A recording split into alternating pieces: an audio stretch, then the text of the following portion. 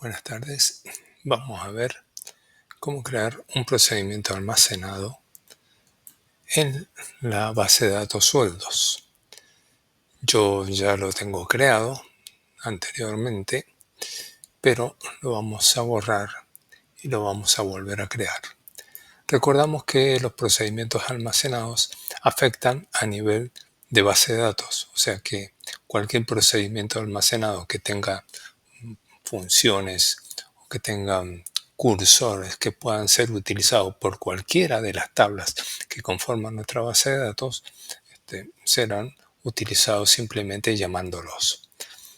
Pasa lo mismo con las funciones. Las funciones también son procedimientos a nivel de base de datos. Los triggers, recordar que son disparadores y son eventos que se ejecutan a nivel de tabla. Por lo tanto, un trigger puede llamar a un procedimiento almacenado o a varios procedimientos almacenados. Y un procedimiento almacenado puede tener uno o varios cursores. En nuestro ejemplo, vamos a ver que tenemos solamente un cursor.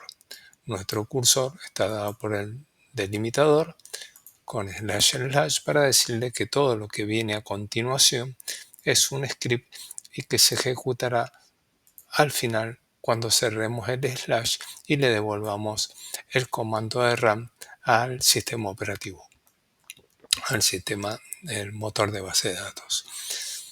El proceso que tenemos que hacer es como lo dice la teoría. Declaramos las variables, declaramos el cursor, declaramos el handler para manejar el fin, ¿sí? O manejar errores, tal como lo tienen visto en la teoría. Luego abrimos el cursor, recorremos el cursor, ¿sí? Hacemos las actividades que tiene que hacer. En este caso va a ser una actualización de una tabla o de la tabla sueldos, ¿sí? Y luego cerramos el cursor. Vamos por el principio, declaramos las variables, las tres variables que vamos a usar. Done es la variable que nos va a permitir salir del loop. La seteamos en false para que cuando no encuentre registros que insertar en el cursor, ya se ponga en verdadero. Y cuando se ponga en verdadero nos dará la posibilidad de salir del cursor. Declare empleado ID, que es un entero donde vamos a almacenar el legajo del empleado. Salario empleado, donde vamos a almacenar el sueldo básico que tenemos en la tabla, de la tabla sueldos, que es la que vamos a afectar al cursor. Perfecto, declaramos las tres variables que vamos a usar o todo el conjunto de variables que sean necesarias. Ahora declaramos el cursor, decimos declare cur, que va a ser el nombre del cursor, force para el select del atributo legajo, el atributo básico de la tabla sueldos. Ahora, declaramos el handler para poder manejar el fin de registros y vamos a decir que declara continue handler for not found, o sea, cuando ya no tenga registros, coloque true add-on. Abrimos el cursor, recorremos el cursor, le asignamos un literal al loop para hacer referencia a él. Podemos tener varios loops. Y vamos a obtener la primera fila que va a recorrer el cursor. Recordamos que fetch, o lo hace a través, concretamente lo hace a través de fetch, que fetch es un puntero que se desplaza a través del record set devuelto por el select del cursor. Recordamos que es esta sentencia. ¿De acuerdo? Esta sentencia contiene 8 registros y el fetch va recorriendo uno por uno, asignando los valores del legajo a emp ID y básico se lo asigna a salario. Perfecto. Aquí evaluamos si DOM está en verdadero. Si DOM está en verdadero, terminamos el literal y nos dirige al loop. ¿Sí? Acá termina nuestro proceso en el loop. ¿Sí? Que lo tenemos por acá. El read loop nos dirige acá y termina nuestro proceso. En el caso de que sigan existiendo registros, vamos a hacer el update de la tabla sueldos, ¿sí? Sobre el atributo básico con esta expresión emp salario, que contiene el salario que cargó en la variable emp salario, que es el básico, por 1.10, cuando legajo de la tabla sueldo sea igual al emp id de la variable que cargó el cursor acá. Hace el end loop y lo va a recorrer hasta que este down sea verdadero. Cerramos el cursor, close curl, hacemos el end, cerramos los slash y le devolvemos el run al motor de la base de datos. Y con esto termina nuestro cursor. Ahora lo voy a eliminar, ¿sí? Aumentar salarios, que yo ya lo tengo creado, y vamos a hacer un drop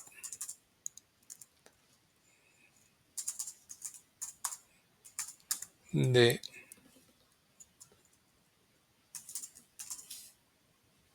aumentar salarios para eliminarlo de donde lo tenemos. Perfecto, acá lo vamos a sacar. Entonces, ahora en la sección de los objetos de procedimientos almacenados no tenemos nada. Lo vamos a correr. Vamos a correr nuestro script. Vamos a ver que apareció nuevamente y acá en nuestra consola no nos dio error, ¿no es cierto? Por eso aparece acá. Ahora, ¿qué tenemos que hacer? Hacer el llamado a este procedimiento almacenado. Como ya lo tengo hecho también, vamos a ver qué es lo que contiene la tabla sueldos. Vamos a hacer esto. Bueno, recordamos que el básico de 100, del legajo 100, es de 21.961. Perfecto, vamos a correr nuestro procedimiento. Ejecutamos nuestro procedimiento y observamos que nos dio 8 filas afectadas. Vamos a ver nuevamente cómo está nuestra tabla y fíjense que aumentó en un 10% cada uno de los básicos en el registro o en la tabla de la base de la tabla sueldos, de la base sueldos. Este es un ejemplo muy sencillo de la utilización de cursores en la actualización de una tabla de una base de datos. Podemos usar varios cursores si así fuera necesario y podemos hacer el select de nuestro cursor, ¿sí? Tan complejo también como sea necesario para nuestro requerimiento. Recordamos que siempre va a tener prioridad analizar si realmente hace falta un cursor por las razones que dijimos en la teoría, por el consumo de recursos. En estos casos, que son tablas muy chiquitas, no pasa nada. Pero ¿qué pasa si tenemos millones de registros? El consumo de memoria es importante. El consumo de la cantidad de recursos que va a llevar un cursor va a ser importante. Recordamos que esto se almacena en el motor de la base de datos. ¿De acuerdo? No está almacenado por afuera, está almacenado en el motor. Por eso aparece acá. ¿De acuerdo? Bueno, en el próximo ejemplo vamos a ver la utilización de cursores y vamos a crear un backup mientras hacemos una inserción de datos. Nos vemos en el próximo video.